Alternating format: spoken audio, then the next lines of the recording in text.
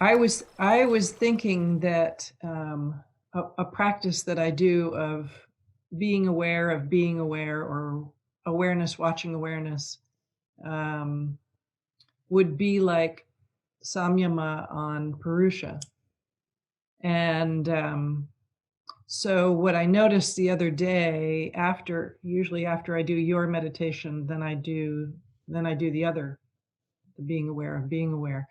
Mhm. But I just sort of took the samyama and Purusha and went directly into that, and it just was a surprise, and I just kind of fell into this river of love and bliss, and just hours of it, and it was sublime. And I'm just curious. I mean, that has happened with the awareness watching awareness.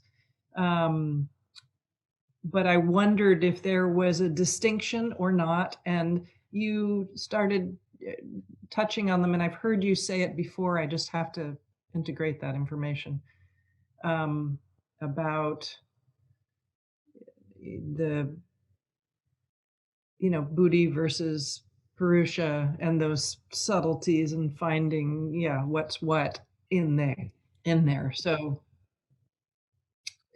I guess it's just really getting a deeper experiential understanding of Purusha.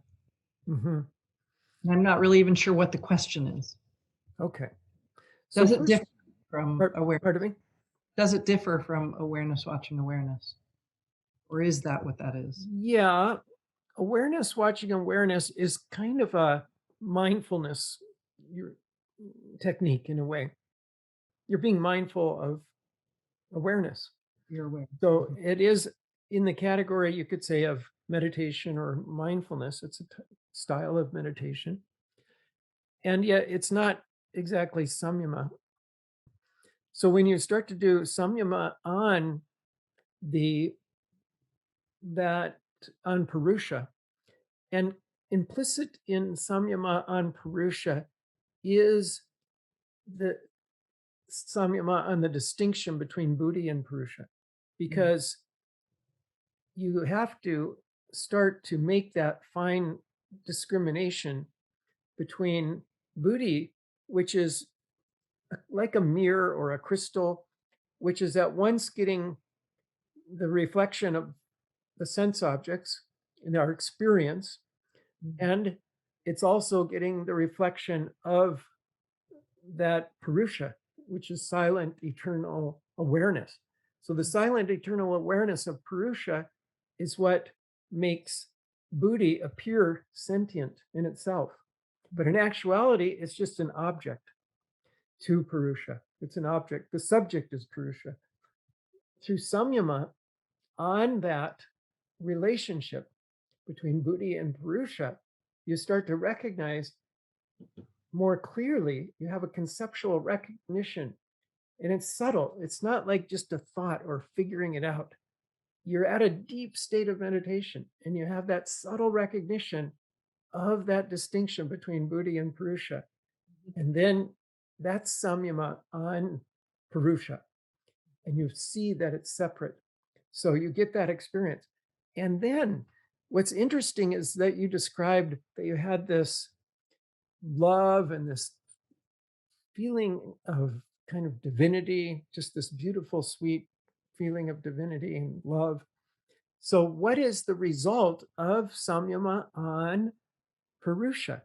If you read the Yoga Sutras, there are two things. In the sutra where it describes samyama on the relationship between Buddhi and Purusha, samyama on Purusha, that is, it says the result is you get a knowledge of Purusha. That's Oh. one thing. Then the very next sutra says that from this, you automatically get prescience, or actually they call it pratibha, which is prescience is one aspect of it. It's like extreme intuition, where you can know things that are subtle, hidden from view at a distance, past and future. And you get divine hearing, divine touch, divine sight, divine taste, divine smell. So all of these come inevitably and automatically with that knowledge of Purusha that comes through samyama on Purusha. And so it's not surprising that somehow you touched on samyama on Purusha to an extent that you got into that field of divine experience. Like, what is the common aspect of divine touch, divine hearing, divine sight, divine taste, divine smell is divine. So that's the common aspect. And so you got into that field of the divine. And with more practice, the clarity will come more, and then more divine, there'll be more substance to that experience of the divine through the various senses. And so, actually, what you're describing is success with that sutra. And it's a beautiful validation of that you're on the right track. And Patanjali knew what he was talking about.